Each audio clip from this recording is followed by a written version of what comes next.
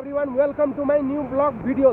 So guys अहिले हामी China बोर्डरको नजिकमा आइसकेका छौँ है। यहाँ त्यो भन्सार नयाँ भन्सार छ। अहिले हामी चाइनाको बोर्डरतिर जाँदै हामी चाइनाको बोर्डरतिर पहिला जान्छौँ अनि घुमेर लाइक शेयर सब्सक्राइब गर्नु होला। त्यही 3-4 महिना भइसक्यो मङ्सिरतिर बाढी आएको थियो नि, जुन रसुवामा आएको थियो त्यसले बगाएको थियो। अब हामी जानला छौँ चाइनाको बोर्डरतिर घुम्ने। यस्तो तपाईँहरू अगाडि हामी यहाँ बाढी हेर्न सक्नुहुन्छ। पानीको बहाव कस्तो छ अनि यहाँ माउन्टेन भनेको पहाडको एरिया हेर्न सक्नुहुन्छ। यहाँ एकदम बवाल छ है। यहाँ दामी छ अनि बाटो पनि उस्तै छ नेपालको, तपाईँलाई थाहै छ कन्डिसन के छ। अनि उता चाइनाको हिमाल पनि देखाएको छ अलिकति, त्यो हिमाल जुन देखिरहेछ नि त्यो चाइनाको हिमाल हो। अब हामी त्यहाँ बोर्डरसम्म जान्छौँ अनि त्यहाँको यहाँ फर्स्टचोटि म आएको थिएँ, तर ठाउँ त एकदम राम्रो लाग्यो मलाई। अनि नजिकमा आइसकेका छौँ। यहाँ इलाका प्रहरी छ, यो चाइनाको गाडीहरू यहाँ हामीले देख्न सकिसकेका छौँ। यहाँ चाइनाको गाडी अनि एउटा कुरा के छ भने यहाँ तपाईँको त्यो टुप्पोमा हेर्नु है गाइज, जुन त्यो हिमाल देखाएको छ नि त्यो हिमाल चाइनाको छ है। एकदम कारको है, हेर्नु यहाँ थुप्रै कार फालेको छ यता। अनि बिना नम्बर प्लेटको यस्तो दामी कारहरू छन्, धेरै कार छ, थुप्रै कार छ यहाँ।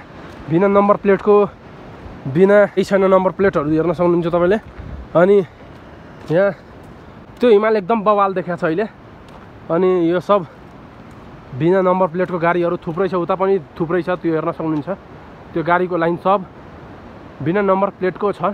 अनि हामी सकेसम्म बोर्डरको नजिकमा जाने प्रयास गर्छु, तर यहाँ पहाडहरू यस्तो छ कि हिँड्दै हाल फोर्स हेर्नु है, एकदम युनिक छ, यो बवाल छ, हेर्दै डर लाग्दो जस्तो।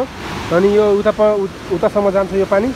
यो सायद यो पानी चाइनाबाट आउँछ जस्तो लाग्यो मलाई, चाइनाको उताबाट। अनि यहाँ यही पुल भत्किएको थियो यता, यो पुल पनि बनाउँदैछ चाइनाको मान्छेहरू सब छ यता बनाउने मान्छे, नेपालको खासै छैन यता। अनि हामी बोर्डरको नजिकमा पनि आइसकेका छौँ। अनि साउनमा 20-21 गते जुन बाढी आएको थियो नि, अनि त्यही बाढीको कारणले यो तपाईँको पुल भत्क्यो। यो पुल धेरै क्षति भएको थियो, धेरै गाडीहरू धेरै क्षति भएको थियो जोस्। अनि हामी यहाँ आउँदाखेरि के छ भने यहाँ थुप्रै गाडीहरू देखेँ के, थुप्रै गाडीहरू भने बिना नम्बर प्लेटको हामीले देख्न भत्किएको छ गाइज। अनि त्यो हेर्नु चाइना बोर्डर। अनि यहाँ जाम पनि गर्दैछ यो त्यो पुल बनाउन लाग्छ, त्यो पुल भत्किएको थियो बाढीमा। अनि यहीँदेखि जान मिल्दैन, उता पुल बनाउँदैछ किनभने उता जान मिल्दैन, नत्र हामी चाइना गेट छिरेर भित्रसम्म बजारसम्म घुमेर आउँथे। यो तपाईँले सब यो हेर्नु चाइना गेट, यही छ चाइना गेट।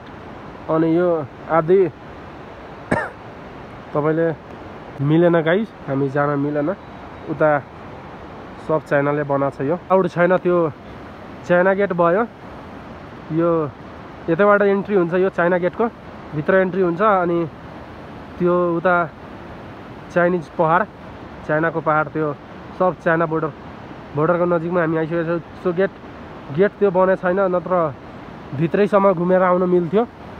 अनि काम हुँदैछ उता, चाइना मान्छे काम गर्दैछ उता, यो चाइनाको बोर्डरले, चाइनाको मान्छे त्यो पुल बनाउँदैछ। सो हामी यहीँबाट अब उता जान मिलेन, यहाँ ब्यान्ड गरिदिएछ, ढोका क्लोज छ है। ओपन भइदिया भए हामी उतासम्म घुमेर आउँथे, बजार पनि जान्थे। सो अब कहिले बन्छ त्यो थाहा भएन। सो चाइना बोर्डर हामी फाइनली घुमिसकेका छौँ। यो पहाड तपाईँको सो नेपालको, अनि यो पहाड यताको जुन चाइना, यो नेपाल चाइना। अनि बिचमा त्यो खोला छ, त्यो हामी यता पनि बनिरहेछ त्यो घरहरू। सो जान पाएन। अब त्यो बाढी यो तपाईँको 3-4 महिना पहिला बाढी आएको थियो नि, असार साउन 21-20 गतेतिर आएको थियो यो बाढी तपाईँको होइन। अनि सो त्यही बाढीमा यो बग्या हो पुल। अनि यता एकदम सुनसान छ, नत्र यहाँ पनि नेपालबाट चाइनाबाट नेपाल आउन गर्न मिल्थ्यो होला। अनि सो अहिले बन्द छ, अहिले जानै मिल्दैन। 1.5 महिनादेखि 2 महिनादेखि एकदम बन्द छ, पुल भत्किया भएर जानै दिइरहेको छैन मान्छेहरूलाई। अनि गाडीहरू वाल छ्याल फालेछ यता। सो अब हामी लाग्छौँ त गाइस। अब यता एकदम पहाड पनि खतरा छ यहाँ, अनि चिसो चिसो हावा आइरहेछ क्या। यो तपाईँले यो पहाड चाइनाको छ, यो नेपालको छ क्या। ऊ हेर्नु, चाइना नेपाल धेरै डिफ्रेन्स पनि छैन क्या। अनि यहाँ तपाईँले त्यो नेपालमा छौँ, त्यो बोर्डर बन्दैछ, पुल भत्केको थियो पहिला अनि बनाउँदैछ अहिले। बनेको भए हामी घुम्न पाइन्थ्यो होला उतासम्म। सो यता नेपालको मान्छे काम गर्दैछ, उता चाइनाको मान्छे काम गर्दैछ। उता जान त मिलेन गाइज, पुल बनाउँदैछ। सो अब हामी यहीँबाट फर्किन्छु होला। अब उता जानै मिलेन, अब के गर्नु त होइन। उता जान मिलेको भए हामी उतासम्म घुमेर आउँथ्यो होला, चाइना पनि घुम्थ्यो अलि। सो